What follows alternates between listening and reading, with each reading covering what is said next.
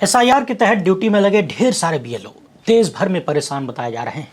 कहा जा रहा है कि अब तक कम से कम 3 दर्जन से भी ज्यादा बीएलओ एसआईआर के दबाव के कारण स्वतः अपना जीवन समाप्त कर चुके हैं। यही मामला सुप्रीम कोर्ट में पहुंचा था और सुप्रीम कोर्ट में चीफ जस्टिस की कुर्सी पर पहुंच चुके हैं सीजेआई सूर्यकांत। इस सवाल पर और इस मुद्दे पर इन्होंने क्या कहा होगा, इसका अंदाजा लगाने के लिए खाली ये एक तस्वीर ही काफी है। ध्यान से देख लीजिए, निहार लीजिए टुकुर टुकुर। चीफ जस्टिस सूर्यकांत के चीफ जस्टिस बनने से पहले भी ये तस्वीर हमने कई बार दिखाया था, जिसमें वो तमाम जजों के साथ हरियाणा के भाजपाई मुख्यमंत्री के बुलावे पर डिनर पार्टी करने पहुंच गए थे।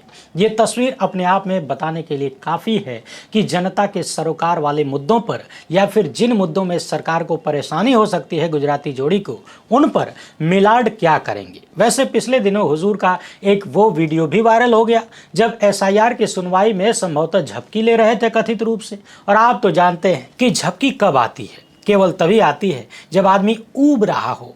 लोग कह रहे हैं कि ये उबन तब होती है जब पता हो कि हमको करना तो कुछ वो नहीं है, या फिर जो करना है वो फाइनल है, दिखावे के लिए खाली सुनना मजबूरी है। बहरहाल कथित रूप से जस्टिस सूर्यकांत चाहे जिस भी कारण भरी अदालत में झपकी ले रहे होंगे, मगर उन्होंने इतना तो दिखा दिया देश को कि ये झपकी उनकी नहीं है बल्कि भारतीय न्यायपालिका की है। न्यायपालिका मदमस्त नींद में काम करती हुई दिख रही है, वो भी तब जब लगभग 3 दर्जन से भी ज्यादा बीएलओ स्वतः अपना जीवन समाप्त कर चुके हैं। उधर प्रधानमंत्री की ऑफिस में भयंकर आग लगी हुई है। अरे भाई चौंकिए नहीं, बाहर वाली आग नहीं, भीतर वाली आग लगी हुई है। हुजूर का बेहद करीबी आदमी जो पूरे देश का गोदी मीडिया कंट्रोल करता है कथित रूप से, कभी उनके गायब होने की खबर आती है तो कभी प्रसार भारती जैसे बड़े संस्थान की मुखिया के इस्तीफा देने की खबर आ जाती है कि पीएमओ में बैठकर, कहा जा रहा है कि पीएमओ में बैठकर भाजपाई सिस्टम का लाभ लेते हुए इन लोगों ने इतना बड़ा कथित स्कैम कर दिया है कि बड़े बड़े लोगों ने अपना नाम छुपाने के लिए, अपने आप को बचाने के लिए या अपने आप को सुरक्षित करने के लिए इन लोगों को, इन अधिकारियों को किनारे कर दिया है। क्या क्या चर्चाएं हो रही हैं उस पर भी बात करेंगे, क्योंकि आग तो सच में बहुत भयंकर वाली लगी है। उधर मोदी सत्ता राहुल गांधी से इस कदर डर गई है कि नया इतिहास बनाने निकल पड़ी है। इन सभी मामलों पर एकदम तगड़ी वाली चर्चा करेंगे, मगर उससे पहले आप सभी से एक छोटी सी अपील है। पहली बार है तो चैनल को सब्सक्राइब करके घंटी बजा दीजिए टन से।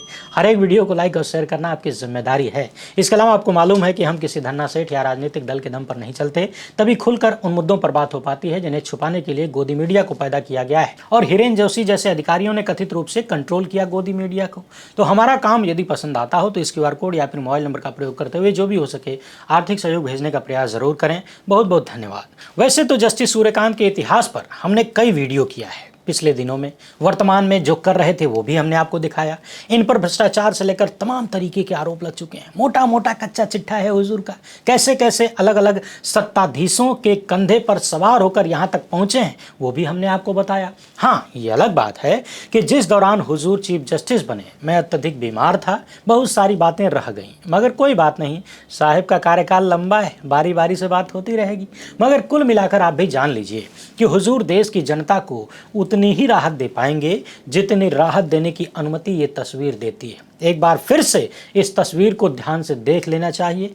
हरियाणा के भाजपाई मुख्यमंत्री के बुलावे पर जस्टिस सूर्यकांत ढेर सारे जजों को बटोरकर सपरिवार यानी मेहरारू के साथ हलवा पूड़ी खाने गए थे। उस भाजपाई मुख्यमंत्री के बुलावे पर चले गए थे जो खुद कहते हैं कि एगो चपरासी को ट्रांसफर करने की औकात भी हमारी नहीं है। ये बातें पिछले दिनों कथित रूप से उन्होंने प्राइवेट मीटिंग में कहा था, फिर प्राइवेट मीटिंग में प्राइवेट लोगों ने बाहर आकर सारी पोल पट्टी खोल दिया। अब आप अंदाजा लगाइए कि जिस मुख्यमंत्री की हैसियत एक चपरासी का ट्रांसफर करने की भी नहीं है, उसके बुलावे पर यदि हुजूर हलवा पूड़ी खाने जजों की पूरी टीम और परिवार के साथ चले जाते हैं तो क्या गुजराती जोड़ी और उनके ज्ञानेश कुमार के खिलाफ कभी कुछ इनकी अदालत से निकल सकता है क्या? अपना जवाब कमेंट बॉक्स में जरूर लिखिएगा। स्पेशल इंटेंसिव रिवीजन देश के कई राज्यों में हो रहा है। जब बिहार में हो रहा था तब भी बहुत सारे सवाल थे, उन सवालों के जवाब आज भी अनुत्तरित हैं, अभी तक नहीं मिले। इसी बीच देश भर में एसआईआर शुरू हो गया। बिहार को लेकर हमने एसआईआर के मामले में तथा बिहार के चुनाव परिणाम के बारे में जो भी आकलन किया, जो भी अंदाजा लगाया, सब 100% सही साबित हुआ। अब पिछले दिनों एसआईआर की ड्यूटी कर रहे तमाम बीएलओज के स्वतः जीवन समाप्त करने की खबरें आई। कहा गया कि काम इतना ज़्यादा है और काम का दबाव इतना ज़्यादा है कि ये लोग अपना जीवन समाप्त करने को मजबूर हो रहे हैं। यही मामला सुप्रीम कोर्ट पहुंच गया था। तो सुप्रीम कोर्ट में चीफ जस्टिस सूर्यकांत ने जो कहा है उसको ज़रा ध्यान से सुनिएगा। यदि ध्यान से सुनेंगे तो हर एक शब्द में आपको यही तस्वीर नजर आएगी और जस्टिस सूर्यकांत के सर पर लगे वो तमाम आरोप याद आएंगे जो हमने पिछले दिनों विस्तार से बताया था। हालांकि हम भविष्य में भी इनके इतिहास पर बात करते रहेंगे। दरअसल एक्टर विजय की पार्टी टीवीके की ओर से सुप्रीम कोर्ट में एक याचिका दायर की गई थी जिसमें चुनाव आयोग पर लापरवाही के आरोप लगाए गए और एसआईआर ड्यूटी में बीएलओज के ऊपर जो कथित दंडात्मक कार्रवाई हो रही है उस पर रोक लगाने की मांग की गई। याचिकाकर्ता की ओर से सीनियर एडवोकेट गोपाल शंकर नारायण ने दलील दिया कि यूपी में कई बीएलओ के खिलाफ एफआईआर दर्ज हुई है। अधिकांश बीएलओ आंगनबाड़ी कार्यकर्ता या शिक्षक हैं। इतने कम समय में एसआईआर जैसी जिम्मेदारी निभाने के लिए ये पर्याप्त रूप से ट्रेंड भी नहीं है। सुबह से शाम तक ये लोग अपना नियमित नौकरी करते हैं और देर रात तक एसआईआर का काम करने के लिए मजबूर किए जा रहे हैं। सीनियर एडवोकेट ने अदालत को बताया कि कई कर्मचारी सुबह स्कूल में पढ़ाते हैं, फिर पूरी रात फॉर्म भरने और जांच का काम करते हैं। एक दुखद घटना का उल्लेख भी इन्होंने किया।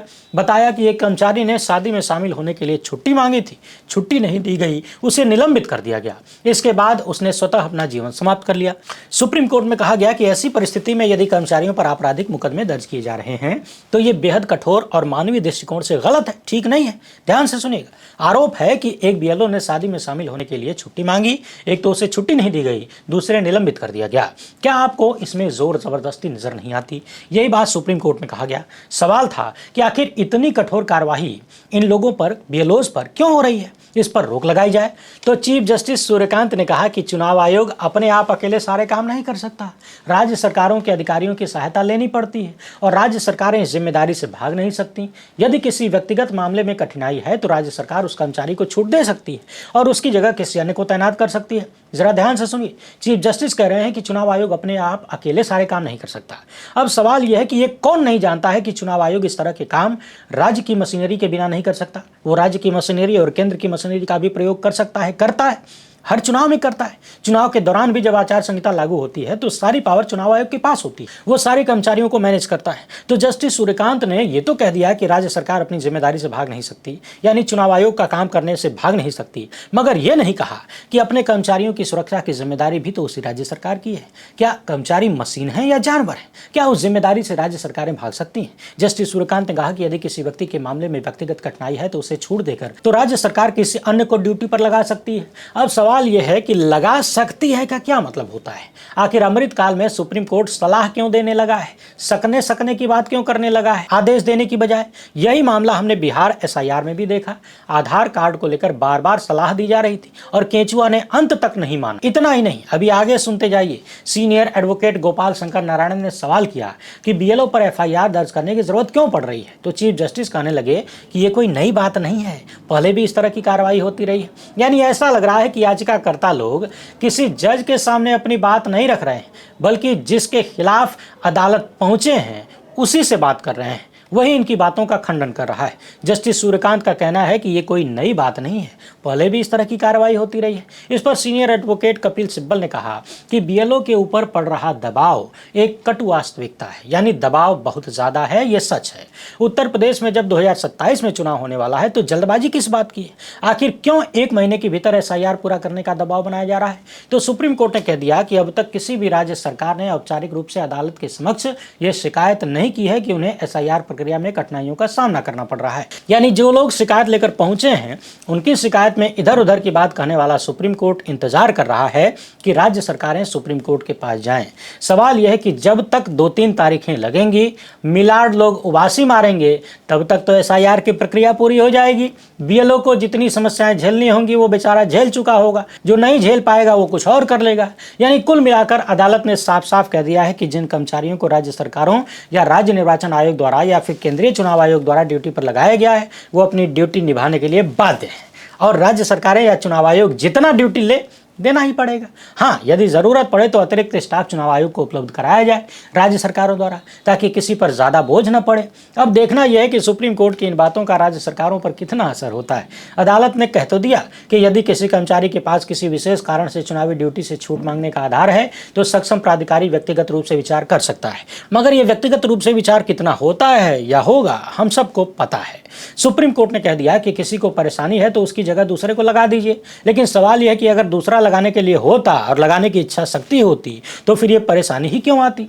यानी कुल मिलाकर हमारे यहाँ भोजपुरी में जो कहावत है ना कि वर मरे चाहे कन्या दक्षिणा से काम है, वही हाल अदालतों में होता हुआ दिख रहा है। बीएलओ मरे चाहे जनता, कुर्सी पर बैठ के उबासी लेने से काम है। कथित रूप से जो लगभग 3 दर्जन बीएलओज की इस दबाव के कारण मृत्यु हुई, उसके लिए जिम्मेदार कौन है, जवाबदेही किसकी होगी, बीएलओज के खिलाफ इतने कड़े एक्शन क्यों लिए जा रहे हैं, जो दुनिया से चले गए उनके परिवारों का क्या होगा, कौन जिम्मेदारी लेगा, कौन है उनका हत्यारा, किसी को कुछ पता नहीं। लेकिन आप लोग टेंशन मत लीजिए, ना एकदम नहीं। अरे बड़े बड़े अमृतकाल में ऐसी छोटी छोटी घटनाएं होती रहती हैं जी। हमने आपको बातचीत के दौरान कई बार बताया है कि प्रधानमंत्री कार्यालय में एक बहुत बड़े के अधिकारी हैं हिरेन जोशी, कथित रूप से व्हाट्सएप पर देश भर के गोदी मीडिया चैनलों को निर्देश देते हैं कि किस मुद्दे पर कितने घंटे किस टाइम पर बहस करनी है, कितनी डिबेट होगी, कितनी आग लगानी है, किस मुद्दे को दबाना है, किसको उछालना है। यानी इनके अंगूठे के इशारे से दुनिया के सबसे बड़े लोकतंत्र में यानी लोकतंत्र की अम्मा के भीतर गोदी मीडिया काम करता है। इस तरह की बातें होती हैं। पिछले दिनों इन पर बड़ा गंभीर आरोप लगा, यानी अब तक जिनके बारे में कहा जाता था कि पीएमओ के सबसे ताकतवर आदमी हैं, इनका मुख्य कार्य है देश के मीडिया में हेडलाइन मैनेजमेंट का, क्या दिखाना है क्या दबाना है, सब कुछ मैनेज करते हैं। लेकिन अब वो खुद ही खबर बन गए हैं। इन पर आरोप है कि पीएमओ में बैठ के महादेव बेटिंग ऐप यानी जुआ वाला ऐप चला रहे थे, फिर पता चला कि कहाँ है कोई जानकारी नहीं, यानी गायब हो गए। किसी ने कहा कि विदेश भाग गए, अलग अलग तरह की अफवाहें उड़ने लगी। इसी बीच खबर यह भी आई कि नहीं व्हाट्सएप में वापस आ गए हैं, पिछले दिनों गायब हो गए थे। उनके बारे में वरिष्ठ पत्रकार शीतल पी सिंह ने लिखा कि हिरेन जोशी वो नाम है जो 17 साल से मोदी जी के साथ चिपका हुआ है, अब अचानक सवालों के घेरे में है। एक साधारण इलेक्ट्रॉनिक्स प्रोफेसर से गुजरात सीएमओ तक का तकनीकी जादूगर, इसके बाद पीएमओ का सबसे ताकतवर ओएसडी, रात 11:30 बजे मोदी जी को ऑनलाइन दुनिया की रिपोर्ट देने वाला शख्स, जिसके इशारे पर चैनल वाले लाइन लगाकर खबरें बदलते हैं, वही व्हाट्सएप टेरराइजर जिसके ग्रुप में एंकरों को बताया जाता है कि आज किसे गाली देनी है और किस पर चुप रहना है। अब कांग्रेस कह रही है कि यही शख्स पीएमओ में बैठकर बेटिंग ऐप चलाता था, विदेशी पार्टनरों से मिलता था और अरबों का कारोबार करता था। सबूत अभी नहीं दिखाए गए, पर सवाल इतने गंभीर हैं कि भाजपा भी चुप है, जो अपने आप में सबसे बड़ा सबूत है। जो व्यक्ति 2008 में एक ब्लॉग ठीक करने आया था, आज उसी को पीएमओ से गायब बताया जा रहा है। मोदी जी का बायां हाथ अचानक कट गया लगता है, या शायद काट दिया गया है। जब तक पीएमओ खुद नहीं बोलेगा, हर रोज एक नया खुलासा होगा, क्योंकि अब सवाल सिर्फ हिरेन जोशी का नहीं है, प्रधानमंत्री कार्यालय की साख का है, और चुप्पी साख को रोज थोड़ा थोड़ा खा रही है। पिछले दिनों कांग्रेस प्रवक्ता पवन खेड़ा ने मोदी के करीबी हिरेन जोशी पर बेहद गंभीर आरोप लगाए, सवाल उठाए। इसी बीच ये भी पता चला कि द प्रिंट ने इस खबर को छापा और फिर हटा लिया। हालांकि अमृतकाल में इन चीजों की तो आदत पड़ चुकी है लोगों को। आम आदमी पार्टी के पूर्व मंत्री मनीष सिसोदिया लिख रहे हैं कि विपक्ष के नेताओं के ऊपर महादेव की विशेष कृपा की खबर थी। साहब ने लिमिटेड एक्शन लेने के लिए अपने तोता मैना को लगाया था। तोता मैना कौन है आप जानते हैं, वही जांच एजेंसियां जिनको तोता मैना कहा जाता है। लेकिन मामला हाथ से फिसल गया तो तोता मैना को आदेश था केवल विपक्ष को टारगेट करने का। साहब को अंदाजा नहीं था कि भांडा इस कदर फूट जाएगा और पूरे देश के सामने साहब का ये सच भी सामने आ जाएगा। महादेव की असली कृपा तो उनके ऑफिस पर ही हुई है, लेकिन अब क्या, सत्ता आपकी है, कोई जांच नहीं होने देंगे, मीडिया पर कोई बहस तो छोड़िए, खबर भी नहीं चलने देंगे, लेकिन भांडा तो फूट गया। अब ये मामला तो हिरेन जोशी का था। उधर प्रसार भारती के चीफ नवनीत सहगल, जो कि उत्तर प्रदेश के बहन जी की सरकार हो, अखिलेश यादव की सरकार हो या फिर योगी आदित्यनाथ की सरकार हो, सबकी सरकारों में बड़े बड़े पदों पर रहे, फिर भारत सरकार के पास पहुंचे, प्रसार भारती के मुखिया बनाए गए। इनका अभी लंबा कार्यकाल बचा था, मगर फिर भी इन्होंने अपने पद से इस्तीफा दे दिया है। इस पर वरिष्ठ पत्रकार रवीश कुमार लिख रहे हैं कि अरे थोड़ा स्पष्ट कीजिए कि मामला क्या है, लोग क्यों बातें कर रहे हैं। अपने ही लोगों ने अपने ही लोगों को कैसे पकड़ लिया और अपने को हटाकर अपने को ही क्यों बना दिया है। सफाई करने वाला कौन है, वो किसे साफ कर रहा है, उसे जिसे खुद बिठाया है, और उसकी जगह जो आएगा फिर उसे कौन साफ करेगा। जिसके पास इतने सारे राज हैं, क्या उसे हटा दिया जाएगा? क्या छापा पड़ा है या बिना छापे के ही कुछ बरामद हो गया है? क्या हुआ है और क्या हो रहा है? इस पर वरिष्ठ पत्रकार डॉक्टर मुकेश कुमार लिखते हैं कि ये सफाई नहीं है जी, अपनी गर्दन बचाने की कोशिश है। हिरेन जोशी की मंडली ने कुछ ऐसा किया है जिससे साहेब की परेशानी खड़ी होने वाली है। जाहिर है ये सफाई अभियान नहीं है, बल्कि खुद को किसी बड़े संकट से बचाने की कोशिश। क्या ये संकट अमेरिका से आ रहा है? सुब्रमण्यम स्वामी के हटाए गए ट्वीट से भी क्या इसका कोई संबंध है? वैसे आपको याद दिला दें, पिछले दिनों सुब्रमण्यम स्वामी ने एक ट्वीट किया था जिसमें उन्होंने साफ साफ लिखा था कि मोदी के लिए अमेरिका का ब्लैकमेल झेल पाना बहुत बड़ा मुश्किल होगा, और इसमें चरित्र को लेकर भी बहुत कुछ बातें कही गई थी। बाद में सुब्रमण्यम स्वामी ने खुद अपना ट्वीट डिलीट कर लिया। बाकी इन्होंने हुजूर को लेकर पूर्व में चीन और अमेरिका के संबंधों में कैसे कैसे आरोप लगाए हैं, अय्यासी से लेकर न जाने क्या क्या कहा, ये सब आपको पता ही है, हमने बताया ही है। बहरहाल कुछ तो बहुत बड़ा हुआ है जिससे दिल्ली में गुजराती दरबार हिला हुआ है और गुजराती जोड़ी अपने ही लोगों के पर कतरने लगी है। कहा जा रहा है कि जिस महादेव सट्टा ऐप को लेकर विपक्षियों को परेशान किया गया, उसके असल खिलाड़ी तो वही हैं जो सत्ता में बैठे हैं, जो दूसरों पर आरोप लगा रहे थे। बाकी इंतजार करिए, जांच नहीं होगी, अदालतें कुछ नहीं करेंगी, ये तो सबको पता है, मगर धीरे धीरे सच तो सामने आएगा ही, जैसे बाकी मामलों में आया। उधर रूस के राष्ट्रपति व्लादिमीर पुतिन 5 और 6 दिसंबर को भारत के दौरे पर आ रहे हैं। वो लगभग 30 घंटे भारत में रहेंगे। उनका ये दौरा भारत रूस के बीच रणनीतिक संबंधों के 25 साल पूरे होने पर हो रहा है। अब तक होता यह था कि कोई भी विदेशी मेहमान आए तो वो नेता प्रतिपक्ष से भी मुलाकात करता है, मगर इस बार मोदी सत्ता पुतिन को राहुल गांधी से नहीं मिलने देना चाहती। इसे लेकर राहुल गांधी ने कहा कि सरकार नहीं चाहती कि मैं बाहर से आने वाले लोगों से मिलूं, यानी देश के मेहमानों से मिलूं। मोदी जी और विदेश मंत्रालय इस नियम का पालन नहीं कर रहे हैं। उनकी ये इनसिक्योरिटी है, यानी हमारे प्रधानमंत्री नॉन बायोलॉजिकल विश्वगुरु को डर है कि राहुल गांधी विदेशी लोगों से, विदेशी मेहमानों से मिलेंगे तो उनके लिए खतरा पैदा होगा। अब सवाल यह है कि राहुल गांधी अगर मेहमानों से मिल लेंगे तो हुजूर को किस बात का डर है? कोई पोल खुलने का डर है क्या? सवाल यह है कि क्या नॉन बायोलॉजिकल को भी डर लगता है? हालांकि ये सवाल नहीं है, डर तो लगता है और बहुत ज़्यादा लगता है। राहुल गांधी ने कहा कि आमतौर पर यह परंपरा है कि जो भी बाहर से आता है वो लीडर ऑफ अपोजिशन से मिलता है। वाजपेयी जी की सरकार से लेकर मनमोहन सिंह की सरकारों के दौरान ऐसा होता रहा, लेकिन आजकल विदेशी मेहमान हों या फिर जब मैं विदेश जाता हूं तो केंद्र सरकार यानी नरेंद्र मोदी की सरकार ये चाहती है कि लोग मुझसे न मिलें, उन्हें सलाह दी जाती है कि मत मिलिए। वैसे आपको क्या लगता है इस मामले में? क्या हुजूर को सच में कोई पोल खुलने की डर है? अपनी राय कमेंट बॉक्स में जरूर लिखिएगा। पहली बार है तो चैनल को सब्सक्राइब कर लीजिए। हमसे जुड़ने के लिए बहुत बहुत धन्यवाद। जय हिंद।